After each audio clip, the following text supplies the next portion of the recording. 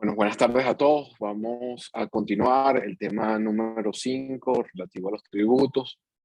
La primera parte de este tema examinamos el concepto de impuesto, vimos sus elementos característicos, analizamos los efectos económicos de los impuestos y lo último que habíamos analizado era la clasificación de los impuestos. Habíamos visto la clasificación de Griciotti, que clasificaba los impuestos en directos e indirectos, atendiendo si había un gravamen directo o inmediato a la riqueza, a la renta o al patrimonio del contribuyente o no. Y teníamos la clasificación de Saiz de Bujanda, según la cual los impuestos directos e indirectos, esa clasificación atendía al hecho de que el contribuyente, el que soportara el impacto económico del impuesto, pudiese o no solicitar el resarcimiento o el reembolso del tributo, en este caso el impuesto pagado. ¿Alguna pregunta o duda en relación con la clasificación de impuestos directos e indirectos? Buenas tardes, profesor. ¿Se escucha? Buenas tardes, sí, claro. Deilis Ferreira por acá. Hola, Bueno, mi pregunta es, profesor, con respecto a la clasificación de Grisotti y de Bujandi, en este caso, ¿cuál de estas dos clasificaciones es la acogida por usted? Aunque yo creo que hay bastante, podríamos decir, similitud, ¿no? En ambas. Pero yo Bueno, quisiera, bueno, parten de, conocer. parten de supuestos distintos, en realidad ninguno. Yo no tengo ninguna preferencia por una o la otra. Lo importante es que cuando se les pida diseñar un impuesto que sea directo, si ustedes van a aplicar la clasificación de Griciotti, lo mencionan, es directo por tal cosa o es directo porque en este caso admite la posibilidad del contribuyente de resarcirse del tributo pagado. En realidad, como se trata de dos visiones distintas de esta clasificación, no es que una sea mejor o peor que la otra, simplemente son distintas. Okay. Chévere, profesor. Gracias. De nada. La siguiente clasificación divide a los impuestos en reales y personales. Los impuestos reales son aquellos que gravan manifestaciones aisladas de la riqueza y no toman en cuenta las situaciones subjetivas. Y en este sentido, no miden adecuadamente la capacidad contributiva y tienen inoculado el germen de la inconstitucionalidad. No estoy diciendo que sean inconstitucionales, sino que tienen la potencialidad de convertirse en impuestos inconstitucionales al no gravar formas aisladas de la riqueza o no tomar en cuenta la situación personal del obligado. Ya vamos a volver sobre esto en unos minutos. En tanto que los impuestos personales son aquellos que en contraposición recaen sobre todos los elementos, tanto positivos como negativos, que integran la capacidad contributiva. Entonces, los impuestos reales son aquellos que, como dije, graban manifestaciones aisladas o la riqueza o no toman en cuenta las situaciones subjetivas. Vamos a examinar un tributo esencialmente real. En materia municipal, la Constitución autoriza a los municipios a cobrar el denominado impuesto a las actividades económicas, conocido hace muchos años como patente de industria y comercio.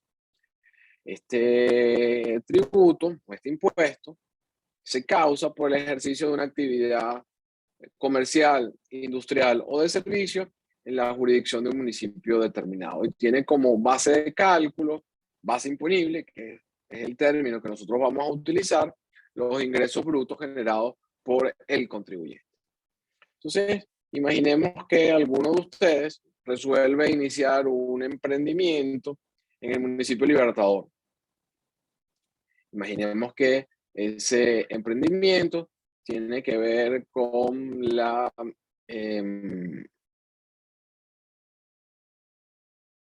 instalación de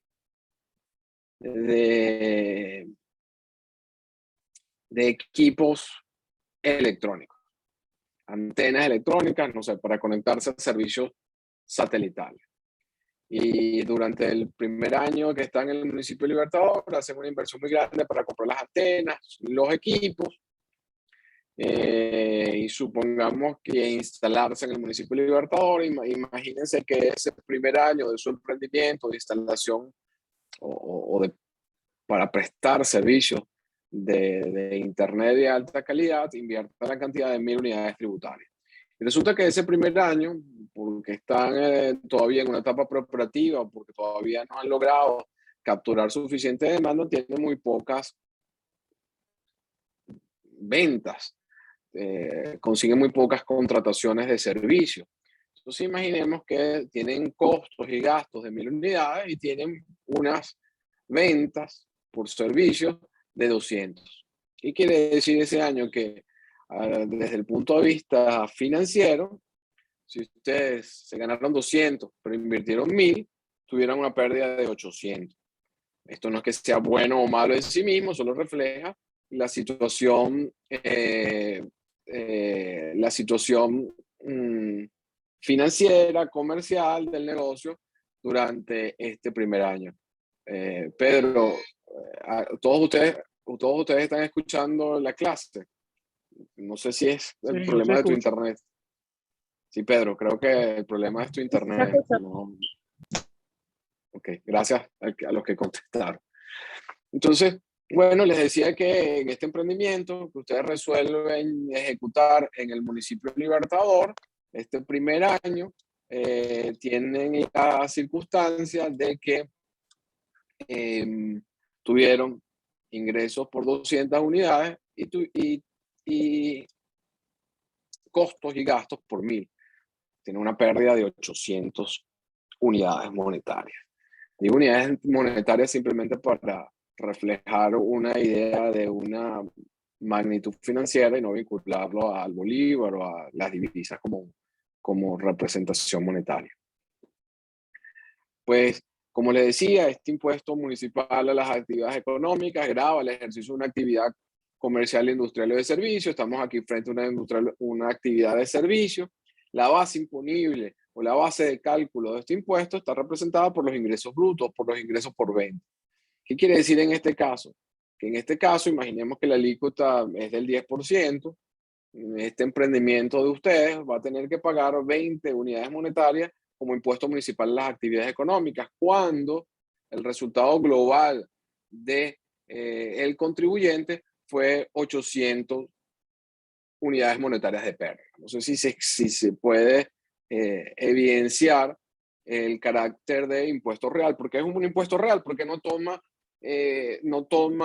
en cuenta las circunstancias subjetivas particulares de este contribuyente. Simplemente está tomando en cuenta uno de los elementos aislados de la situación financiera o patrimonial de este contribuyente. ¿Cuál es ese elemento aislado? Bueno, que tuvo ventas, nadie lo duda, 200 unidades monetarias, pero no está tomando en cuenta otro de los elementos de su situación particular, que está representado por los costos y los gastos que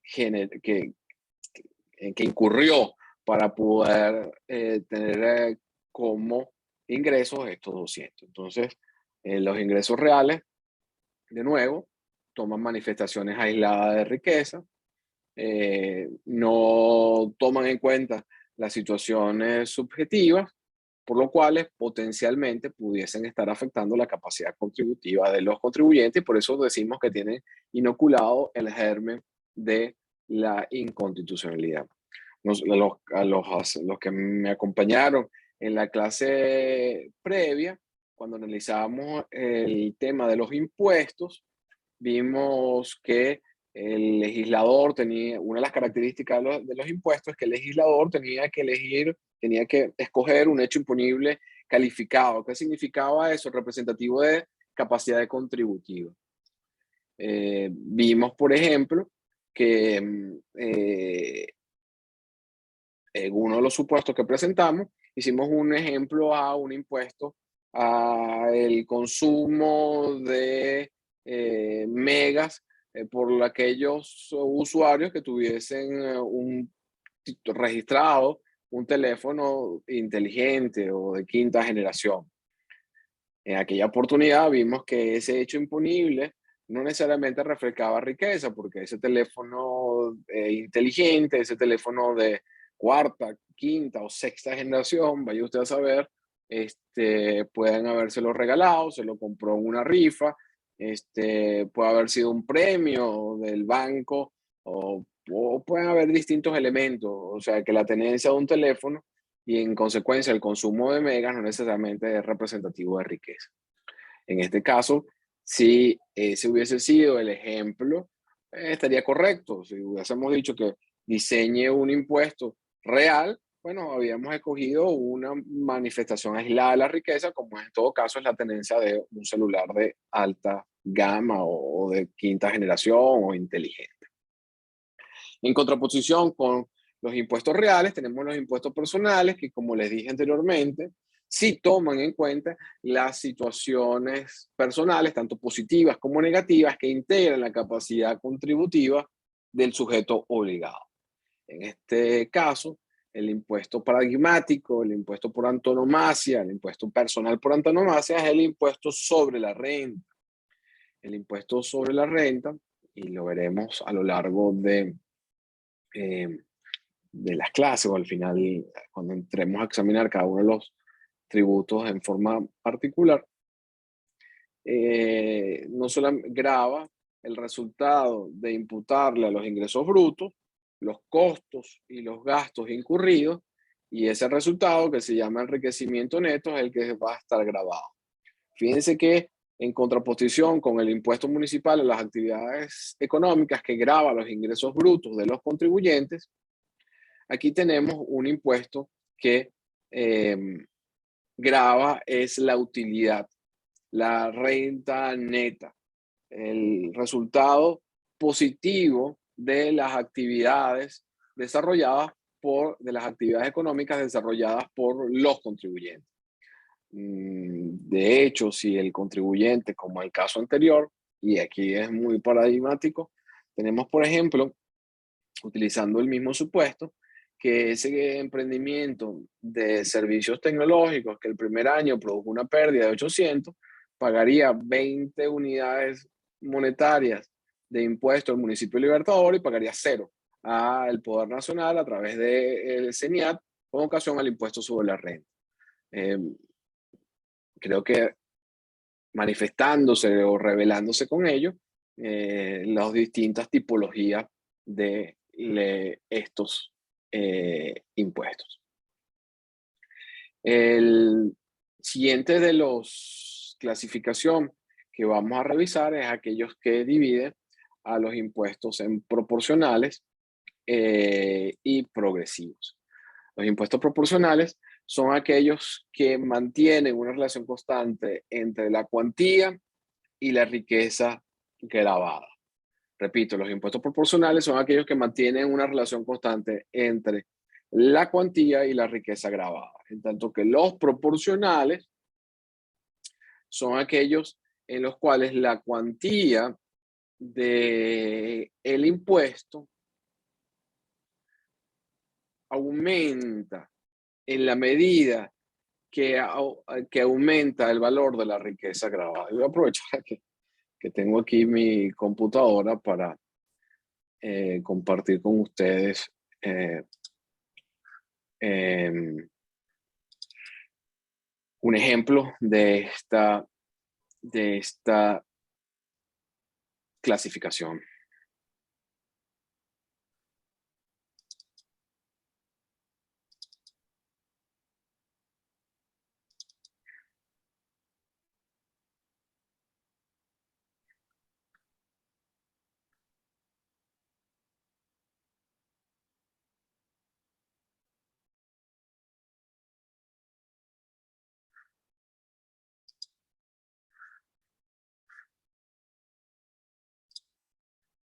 Voy a compartir pantalla.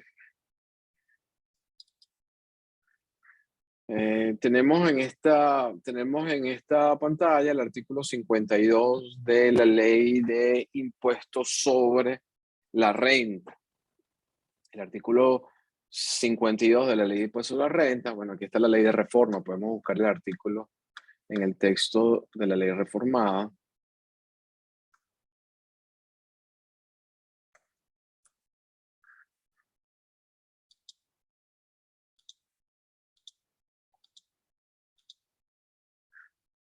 Que es el siguiente. Dice el artículo 52 de la Ley de Impuestos sobre la Renta. El enriquecimiento global neto anual obtenido por los contribuyentes, a que se refiere el artículo 9 de la ley, se gravará, salvo disposición en contrario, con base a la siguiente tarifa expresada en unidades tributarias. Por la fracción comprendida hasta 200 unidades tributarias, se va a gravar con el se va a gravar con el 15%. Por la fracción que exceda esas 2.000 unidades tributarias hasta 3.000 unidades, se va a gravar con el 22%. Y por la fracción que exceda de esas 3.000 unidades tributarias, se va a gravar con el 34%. Entonces, en este caso, podemos apreciar que estamos frente a una alícuota progresiva. ¿Por qué? Porque fíjense que la cuantía del impuesto que va a ser grabado porcentualmente aumenta en la medida que aumenta la riqueza grabada. Por otra parte, tenemos un impuesto proporcional. Veamos ahora la comparación con un impuesto proporcional.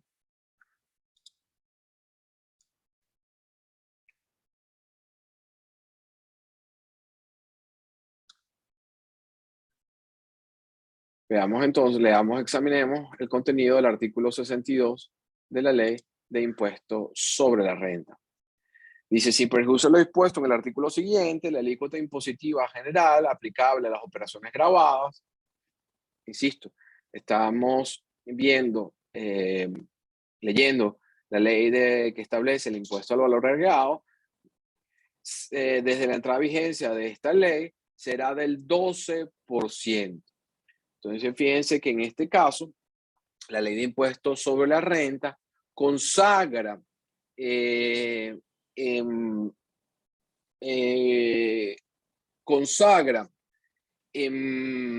una alícuota única, independientemente que ustedes estén comprando una hamburguesa o que estén comprando una moto.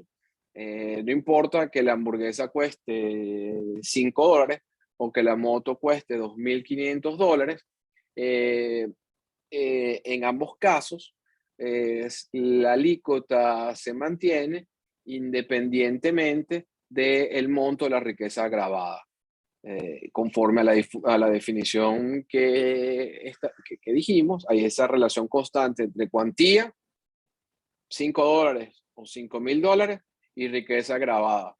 ¿Por qué? Porque la cuantía en este caso, al menos a los fines de la ley del IVA, será conforme a la ley del 12%. Esta alícuota, por cierto, fue reformada y actualmente la alícuota es del 16%.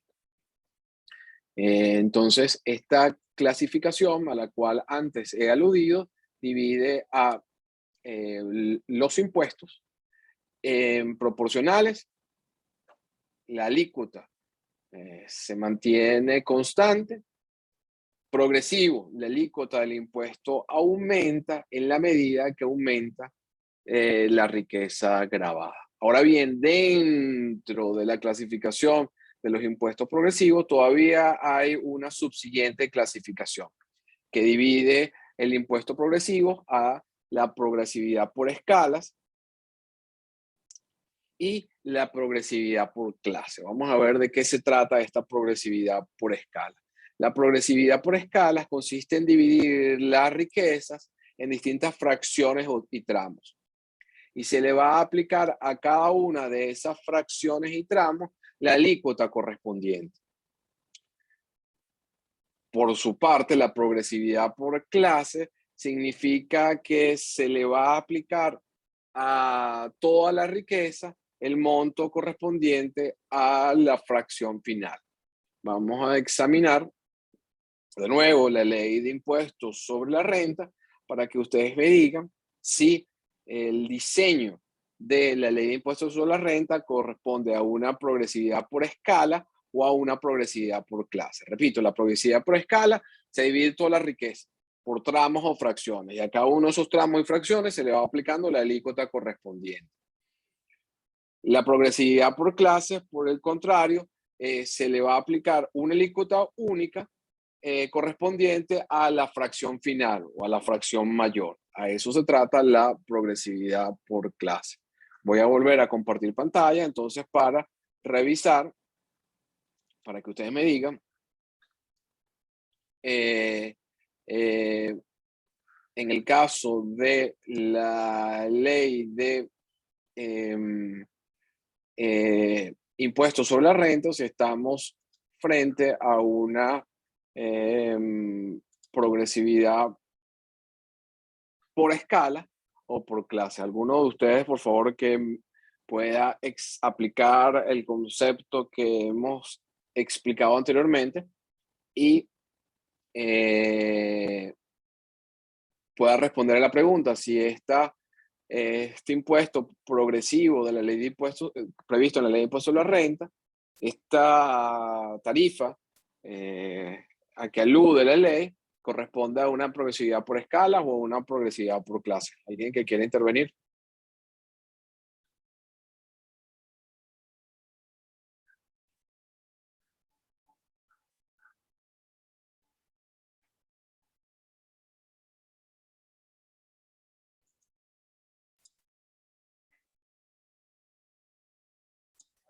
Profesor, Dime, disculpe, Davis. podría...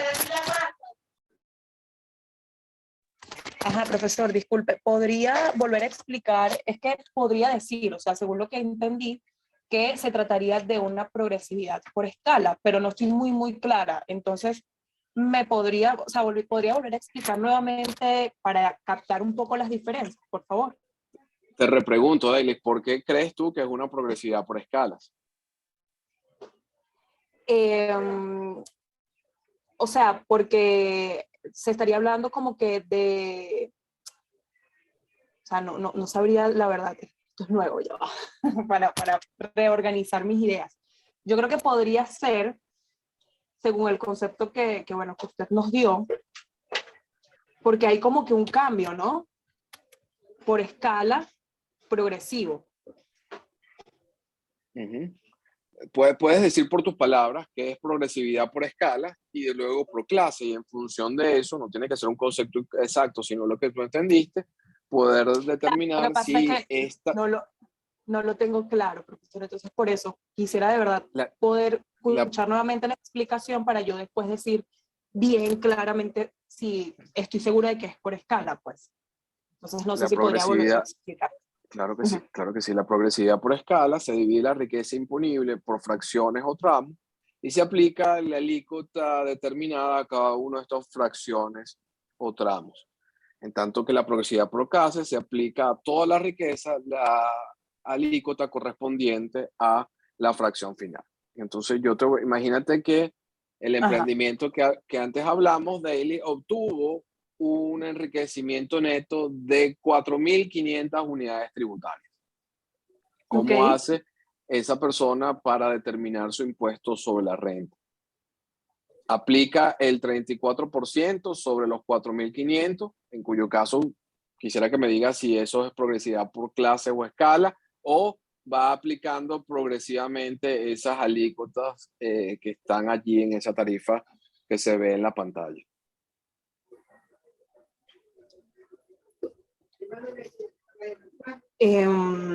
Yo considero que esa progresividad, de acuerdo al ejemplo que bueno, usted nos dio acá, vendría siendo, o sea, yo creo que, y todavía insisto que es por escala, o sea, porque mm, o sea, no, o sea, ¿cómo se aplicaría en este caso, no? Porque, ajá, póngase durante ese tiempo la ganancia neta fue de tanto porcentaje o de tanto dinero.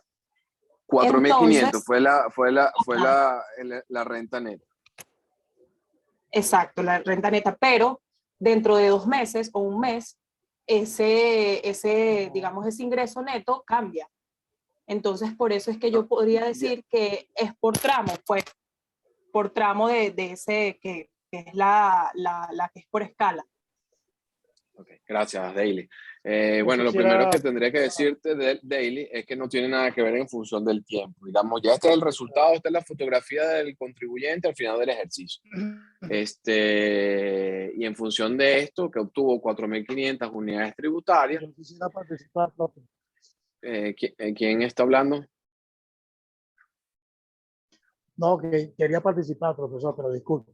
Continúe. No, dime, Roberto, Es adelante. Roberto Linares. No, yo considero que es de clase porque primero esta tarifa se aplica a las personas jurídicas, es decir, a la empresa. Entonces, si es de 4.500, se aplicaría el 34% que se le calcula a ese enriquecimiento neto y después que se tenga ese cálculo más el porcentaje, se va a ubicar en la tarifa correspondiente que es esta que está acá. Y recordemos que el impuesto sobre la renta es un pago que se hace por lo general en el año fiscal, que comienza el 1 de enero y cierra el 31 de diciembre. Por lo general, la mayoría de las personas pues se rigen por ese año fiscal. Entonces, tomando en cuenta el año fiscal, yo considero que es es de clase, pues, en este caso. ¿Por qué? Porque se aplica a un ingreso neto definitivo que se aplica, se calcula anualmente y se le aplica esa cantidad, esa alícuota, que es el 34%. No sé si estoy Muchas, en lo cierto. A la hora. muchas gracias, Roberto. Y igual que Daily por su participación. Bueno, voy a repetir nuevamente el concepto y vamos a aplicarlo a esta tarifa que tenemos en la pantalla. La progresividad por escalas significa que se divide la riqueza por fracciones o tramos y a cada una de esas fracciones o tramos se le va a aplicar la tarifa o la alícuota determinada. En tanto que la progresividad por clase es distinta. Simplemente se ubica la riqueza en la fracción final y a esa fracción final se va a aplicar la alícuota correspondiente. Entonces, esta alícuota, distinto a la opinión de Roberto, es un ejemplo de una progresividad por escala. ¿Por qué? Porque respecto a esos 4.500 de renta neta, utilidad neta que generó el emprendimiento a lo cual nos hemos venido refiriendo a título de ejemplo, por los primeros 2.000 unidades tributarias le vamos a aplicar el porcentaje del 15%. Es decir, quedan 2.500 unidades por grabar. Por la fracción que va de 2.000 unidades hasta 3.000 unidades, se le va a aplicar la fracción del 22%. Y todavía me quedan 1.500 unidades tributarias por grabar. Esas 1.500 unidades tributarias restantes se le va a aplicar la tarifa del 34%. Entonces, fíjense que la riqueza se va a ir ubicando en cada una de estas fracciones para aplicarle la alícuota correspondiente. Por el contrario, si esto se tratara de una progresividad por clases, como el monto de la utilidad o la renta neta excede los 3.000 unidades, simplemente le aplicaríamos la fracción final o la fracción mayor del 34% sin hacer la discriminación o la distinción que habíamos hecho en el caso de la progresividad por escala. A eso se refiere una y otra. Ahora bien, yo quisiera que ustedes repararan en el último tramo de esta, alícuota. ¿Qué pasa con el último tramo de esta alícuota? ¿Qué sucede cuando llegamos a este tramo final? ¿Qué les llama la atención de este último tramo que está resaltado en color verde? El porcentaje. Cuando llegamos a ese tramo, la... Sí, te escucho, Cuando Roberto. llegamos a ese tramo, la alícuota es de 34% y es constante. Después de allí, de 3.000, todo lo que exceda después de los 3.000, la alícuota que se aplica es de 34%. Es constante. Entonces, si es correcto. Eso quiere constante, decir que en algún momento es proporcional. es proporcional. Muchas gracias, Roberto. Ya va, no le Efectivamente. escucho bien, profe. Sí, correcto, que Vale. en algún momento cualquier impuesto progresivo en el último tramo se vuelve proporcional, porque no pudiésemos estar ad infinito estableciendo tramos o fracciones, de manera que el último tramo o la última fracción de una escala progresiva, ya sea por escalas o por clase, tiene carácter de impuesto proporcional. Pero ¿cuál es la diferencia entre un impuesto progresivo y uno proporcional? Bueno, que los impuestos progresivos, como ustedes pueden fácilmente captar, y este es un ejemplo perfecto, bueno, representa mejor la capacidad contributiva, porque imagínense que ustedes solo hubiesen obtenido 1.000 unidades tributarias. Bueno, si eso hubiese sido el caso, ustedes solo van a ser gravados con el 15% en el caso del impuesto sobre la renta. ¿Cuál es el beneficio de esto? Bueno, que esa alícuota del 15%, esa alícuota más reducida, lo que indica es que su capacidad contributiva fue mejor que alguien que obtuvo ingresos superiores a 3.000 unidades tributarias. Y a eso atienden los impuestos progresivos. En la medida que haya una mayor masa de riqueza, mayor masa gravada, en esa misma medida la alícuota es mayor, en esa misma medida el aporte del particular, del contribuyente, aumenta. De manera que a eso atiende la progresividad en materia de los impuestos. Es por eso que el ideal, el desideratum en materia tributaria, es que los impuestos tuviesen alícuotas progresivas, porque las alícuotas progresivas, ya sea por clase o ya sea por escala, representan más adecuadamente la capacidad contributiva de los distintos contribuyentes. ¿Alguna pregunta, duda de lo que acabamos de conversar? Entonces, no, Sí, yo profesor. quería preguntar. Dale, compañero, pregunta. Gracias, Roberto. Bueno, profesor, una pregunta. En caso tal de que, digamos, haya un ingreso que no sea, podría decirse constante, pues, por ejemplo, este mismo ejemplo que es emprendedor, tengo una ganancia neta en un mes de $4.500, el otro mes de tanto, se le aplicaría, o sea, se podría convertir eso entonces en o sea, según lo que estoy entendiendo, ¿no? Es mi pregunta. ¿Se podría convertir entonces esto en un impuesto proporcional? ¿O sigue siendo progresivo? Delis, dos cosas, dos precisiones. No quisiera que te confundieran en este momento porque lo vamos a ver hacia el final de este curso, cuando veamos el impuesto sobre la renta. Pero el impuesto sobre la renta tiene el carácter anual. O sea, se determina en función de un ejercicio económico de 12 meses. Entonces, cuando decimos 4.500 del emprendedor, ese ya es el resultado que obtuvo al final del ejercicio. Luego, la distinción que hacíamos es que por muchas escalas o tramos que tenga un impuesto progresivo, el último eslabón, el último tramo, y te lo voy a poner de nuevo en la pantalla, es un impuesto proporcional, porque imagínate que no podemos hacer ad infinitum una escala que va del 0 hasta 18.000 billones. Imagínate antes de la reconversión cómo tendría que haber sido la escala para poder representar tantas situaciones económicas. Entonces, lo que hace el legislador es que trata, mientras más escalas haya, obviamente, mientras más tramos haya, menos será el impacto financiero o económico del impuesto.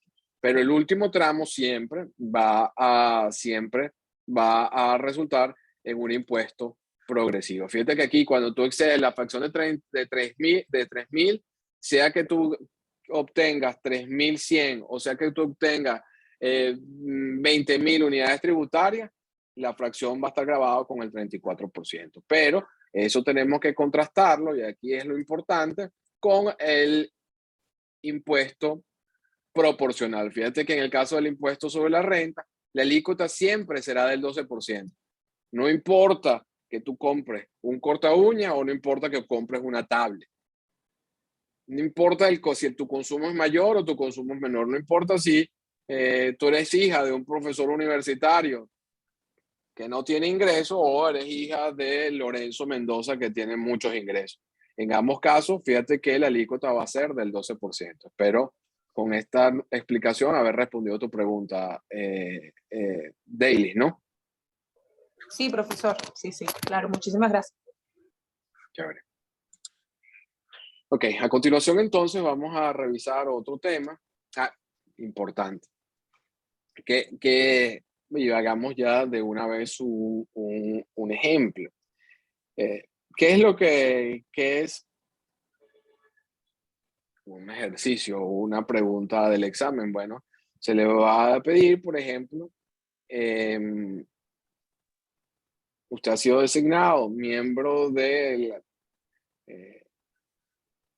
el Comité de Finanzas de la Asamblea Nacional para preparar una reforma tributaria y se le ha pedido diseñar un impuesto directo según la clasificación de Griciotti, personal y proporcional. En función de eso, ustedes pueden sustituir al legislador para desarrollar de un impuesto de esa naturaleza. Omaira Plaza, Omaira, ¿nos puedes ayudar diseñando un impuesto directo según la clasificación de Griciotti, personal y proporcional, por favor?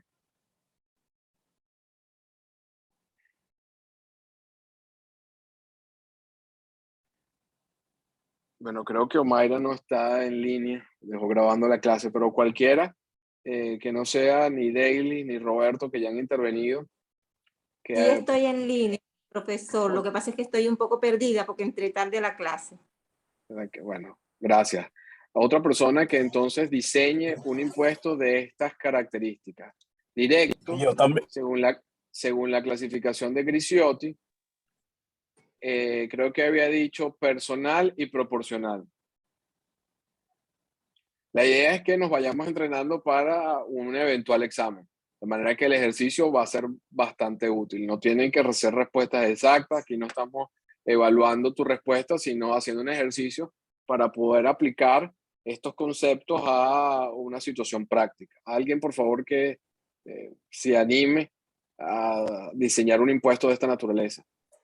Profesor, yo estoy atento, pero yo uso datos y en el área donde estoy no hay línea CanTV.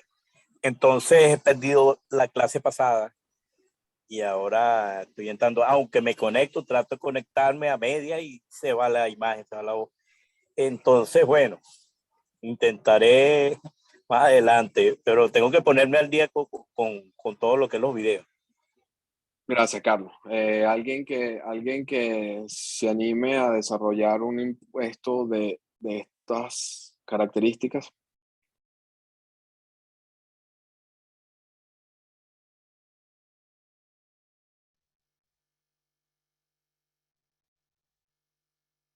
Directo proporcional. Directo personal. Proporcional y personal, ¿verdad, profesor? Correcto. Bueno, no sé si se anima el compañero Roberto para que lo hagamos los dos juntos. Me da miedo, pero yo creo que podemos hacerlo. No sé si se puede. Vamos a hacerlo los tres. Yo empiezo. ¿Okay? Bueno, chévere. Entonces, chévere. Sí, ajá. Como esto es importantísimo, porque si ustedes no dicen esto en clase, ya saben que no van a tener la pregunta, porque se crea mediante una ley un impuesto que graba, El consumo de helado. Bueno, ok, que graba el consumo de helado. consumo de helado casero. Ok, detengámonos ahí. Consumo de helado casero. ¿Estamos frente a un impuesto directo o indirecto? ¿Cuál es la, según Griciotti, cuál es la característica de los impuestos indirectos que graban? Tú dijiste, Una renta Roberto, otra vez. ¿Cómo es el supuesto, Roberto? El supuesto, venta de helado casero. Venta de helado casero. O sea que si tú estás vendiendo, lo que estás grabando es el consumo o la adquisición de los helados caseros tipo IVA. ¿Eso es un impuesto directo o indirecto? Exacto, le coloco. indirecto, ¿no? Porque estamos grabando el consumo, en este Estamos caso, grabando el consumo. de los Exactamente. O sea, contribuyentes. que ese no sería el supuesto de hecho, Roberto, pero bueno que lo vayamos, Ok, vayámonos vale. afinando al respecto. De nuevo, Sí, directo sí, según directo. Griciotti. Directo es Directo como es el que graba impuesto de sobre forma la renta. directa, inmediata, la riqueza, el patrimonio, el capital o la renta de un contribuyente. Ok. Sí. Pudiera ser directo. Pues, Te lo voy a facilitar. Convierte ese mismo ejemplo de la venta de helado de un impuesto indirecto en uno directo. ¿Cómo lo harías? que le Podría vendieron ser, sí. Directamente. No.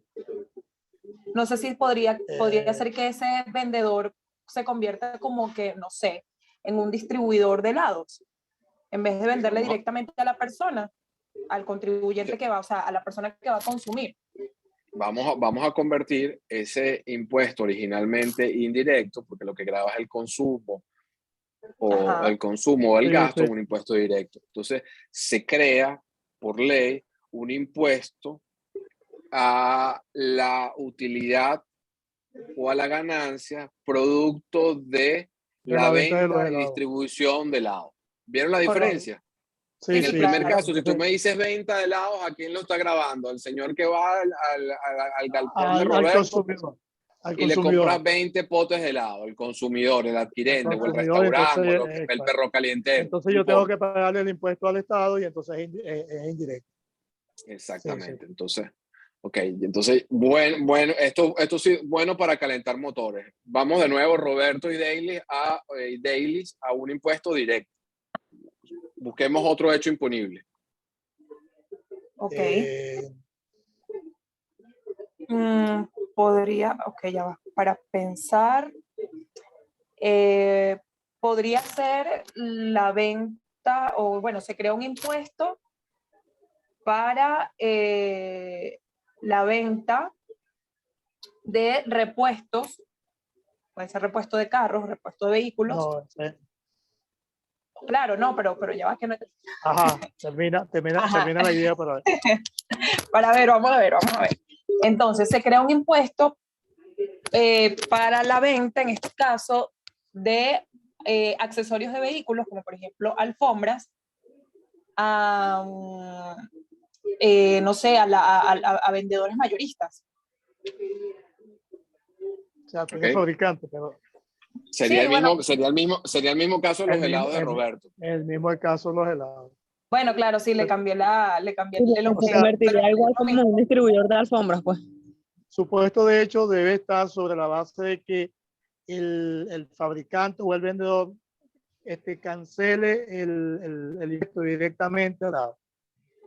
Que no haya ninguna persona de por medio, en el caso del IVA, que al final es el consumidor el que paga el IVA y el comerciante en este caso va a hacer el débito fiscal o el crédito y va a pagar al Estado. Entonces sería indirecto. En cambio, el directo, como es el caso del impuesto sobre la renta, donde el contribuyente él mismo es el que se saca la cuenta, hablándolo criollamente, y es el que va a cancelar al Estado directamente. No, aquí tienen que ser creativos. A ver, vamos a otro ejemplo. Vamos a otro ejemplo. Por eso es lo importante, porque en el examen tienen que tener ideas claras. O sea, por eso tienes que saber que es un impuesto directo. Impuesto directo, Buenas tardes, que según Griciotti, ya te doy la palabra. El que grava en forma directa la renta, la riqueza, el capital o el patrimonio como manifestación de capacidad contributiva. No puede estar dirigido a ventas, a consumo, a la adquisición de bienes. Bueno, se crea, la Asamblea Nacional crea un impuesto que pagarán los propietarios de penthouse ubicados en el distrito capital, correspondiente al incremento del valor que sufran sus propiedades. ¿Directo o indirecto? Directo. Está grabando el patrimonio de estos contribuyentes. Correctamente. Y fíjense que es el propietario, no si se lo regaló, si lo compró, no es como el ejemplo del teléfono celular, ¿se acuerdan? Aquí está claro que es el propietario. Ya te doy la palabra, Igor.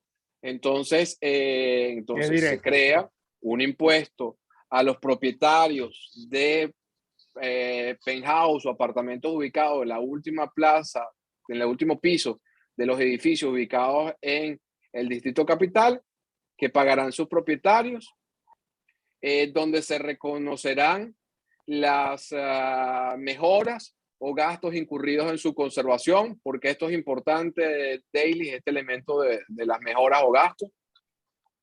¿Qué significa eso? ¿Que le estoy haciendo el impuesto? ¿Cómo? Ya va, profesor, disculpe, ¿cómo es la pregunta completa?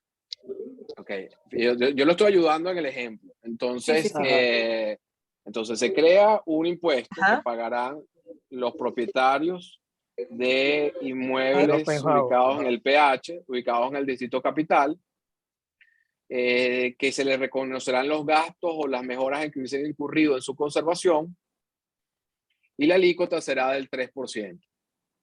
Entonces vamos a analizar, ya este ejemplo es mío, pues para ayudarlos, porque este es un impuesto directo según Griciotti, es personal y proporcional. ¿Por qué es directo? ¿Por qué es directo? Empecemos porque es directo, Daily. Ok, bueno, primero es directo porque se está grabando el patrimonio, en este caso, como usted lo mencionó, hacia una persona, que son los propietarios, en este caso, de esos penthouse. ¿Correcto? ¿Por qué es personal? Ok, personal, porque es directamente hacia la persona y no se toma en cuenta, ya va. No sé, no se toma en cuenta. Importante en estas clases no definir los términos con la propia palabra que utilizamos. Si es personal, no podemos decir personal porque es personal. No. Ni aquí ni en ninguna. Es personal porque recae sobre todos los elementos que integran la capacidad contributiva, positivos y negativos. ¿Qué pasa si el señor tuvo que montarle ventanas nuevas, impermeabilizar el edificio? ¿Incurrió o no incurrió unos gastos? Sí. Es ese elemento negativo, ¿no? Ese elemento negativo. ¿Está vinculado o no a la titularidad de ese activo, de ese bien? ¿Sí o no? Sí, correcto. No es lo mismo que te graben sobre el incremento del valor o el valor del inmueble a secas que reconociendo lo que tú tuviste, los gastos que incurriste, incluyendo el condominio, por ejemplo, durante el año. Al incorporar este elemento en la respuesta del examen, ustedes están diciéndome que conocen, que dominan la clasificación de impuestos reales y personales. Porque si yo omito lo de los gastos, esto es un impuesto perfectamente real, porque no estoy tomando en cuenta un elemento aislado de la riqueza, que simplemente es la titularidad del bien, del inmueble, del activo. ¿Se aprecia? Sí. Luego, al decir que se grabará con el 3% del valor del activo o el incremento del valor del activo del inmueble, es proporcional, porque ahí no hay ninguna escala. ¿Estamos clarísimos? Voy a darle la palabra. Voy a darle la palabra a Igor. Tengo la mano levantada. Una duda que tengo. Ajá, dime, Roberto. Ajá, eso, ¿qué tiene que ver eso con las contribuciones especiales? ¿No se asemeja cuando Roberto, el bien adquiere el sujeto? Roberto, a ti te gusta adelantarte, ya lo vamos está a bien, ver luego. Dale. Sí, está bien. Vale, pues. Igor, tú tenías una pregunta, tenías la mano levantada en el chat. Sí, no, buenas tardes. Lo que pasa es que me había incorporado tarde y pretendía dar en ese momento un ejemplo, lo que me parecía un ejemplo para lo que se estaba discutiendo en el momento, pero bueno, ya está bien, pues con el ejemplo que se planteó para desarrollar, pues digamos, alcanzar un poquito más de comprensión. Está muy bien. Ok, listo. Bueno, entonces un poco lo que hemos tratado con este ejemplo em, de em, el impuesto de este impuesto, de este ejercicio, es un poquito explicar qué es lo relevante. Lo relevante no es tanto que puedan recitar cuando es un impuesto proporcional, o la definición de proporcional o progresivo, directo o indirecto, sino poder diseñar un impuesto de esta naturaleza.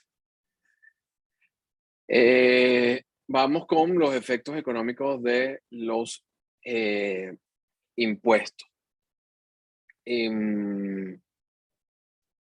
Aquí hay que hacer una distinción fundamental, además que tenemos que dejar, Roberto, a ti que te gusta adelantarte a los temas, tener muy presente para el caso luego del IVA, que es entre dos tipos de contribuyentes. En primer lugar, el efecto económico más importante de los impuestos es sobre quién recae, quién soporta la carga económica del impuesto, y en este sentido tenemos que hacer una distinción fundamental entre el contribuyente de jure, respecto del cual se verifica el hecho imponible, y el contribuyente de facto, que es quien soporta la carga económica del impuesto. De manera que desde el punto de vista económico, y aquí no estamos conversando temas legales, simplemente atiende a esa figura. ¿Quién responde a esa pregunta? ¿Quién soporta la carga económica del impuesto? Porque puede haber un contribuyente que simplemente respecto a él se verifica el hecho imponible, pero que su bolsillo no es golpeado con el impuesto respecto al otro, del cual sí se ve afectado en su patrimonio con ocasión al pago del impuesto. Y el ejemplo quizás más sencillo que podemos suministrar en este momento, y lo hemos hablado otras veces, en el caso del IVA. En el caso del IVA, cuando alguno de ustedes va a Farmatodo y adquiere va a una tienda de repuestos y adquiere un repuesto para su vehículo, la persona del concesionario, del taller, de la venta de repuestos, le va a cobrar el IVA, aparte del precio del repuesto. En ese caso, como dijimos en la clase anterior, esa venta de repuesto está recuperando a su vez del IVA que él soportó cuando se lo adquirió al mayorista. De manera que la venta de repuestos no es un contribuyente de facto, sino de jure, porque simplemente respecto a la venta de repuestos se verifica el hecho imponible del IVA, que no es otro que la venta de un bien mueble. Al vender un bien mueble, el taller de repuestos, se verifica el hecho imponible. Sin embargo, el que soporta la carga económica de ese impuesto no es la venta de repuestos, sino alguno de ustedes que acudió a comprar ese bien, porque además de pagar los 100 con motivo del repuesto, pagó 16 por concepto de IVA, es decir, que terminó pagando 116. Y ustedes cuando se dan la vuelta no tienen a nadie a quien recuperar o reembolsar ese impuesto. Entonces, en este supuesto del IVA, vemos claramente que los dos tipos de contribuyentes, el contribuyente de jure o de derecho, en este caso la venta de repuestos, y el contribuyente de facto, que sería cualquiera de ustedes que adquiere el bien. Un poco para terminar este tema de los efectos económicos del impuesto, hay otros términos que es importante, aunque se vayan familiarizando, que es la percusión de el impuesto, que no es otra cosa que es ese traslado del impuesto respecto al contribuyente de derecho o de jure. En este sentido, por ejemplo, diríamos que el taller mecánico, la venta de repuestos, es un contribuyente percutido, en el sentido que sobre él recae nominalmente el impuesto, aunque el contribuyente de facto es el que soporta su carga económica. A eso se refiere la percusión, que es ese traslado o ese reflejo del impuesto respecto al contribuyente de jure. La traslación alude, como su nombre lo indica, a la transferencia del peso del impuesto entre los distintos eslabones de una cadena, y de nuevo tenemos el caso del IVA, y la incidencia del impuesto se refiere a el peso efectivo del impuesto respecto del contribuyente. Y finalmente, todos estos son elementos de orden o de naturaleza económica. Tenemos la difusión, que es la irradiación del impuesto en todo un mercado. Estamos clarísimos que si se establece un impuesto general y no solamente a los sujetos pasivos especiales por los débitos a las cuentas bancarias, ese impuesto va a afectar a toda la colectividad venezolana. ¿Qué va a pasar? Bueno, que cada vez que hagamos una transferencia o un débito de la cuenta, la gente va a tratar de recuperar directa o indirectamente ese impuesto, porque hay una difusión, hay una irradiación de ese efecto, de ese impacto legal en el ámbito económico. Entonces, hoy hemos terminado la clasificación de los impuestos. Yo insisto que es importantísimo y podemos tomarnos unos minutos en la clase del día miércoles para volver a un ejercicio sobre el diseño de un impuesto. Casi que es una pregunta cantada, que es necesario diseñar un impuesto para yo poder establecer si ustedes dominan o no los elementos de la clasificación de los impuestos. Vimos también, nos hicimos una distinción importante en relación con el contribuyente de jure y el contribuyente de facto. Vimos los efectos económicos del impuesto, y en la clase del día miércoles entonces vamos a movernos respecto de la próxima categoría de la clasificación de los impuestos, que no es otra que la tasa. ¿Alguna duda o pregunta antes de completar la clase de hoy?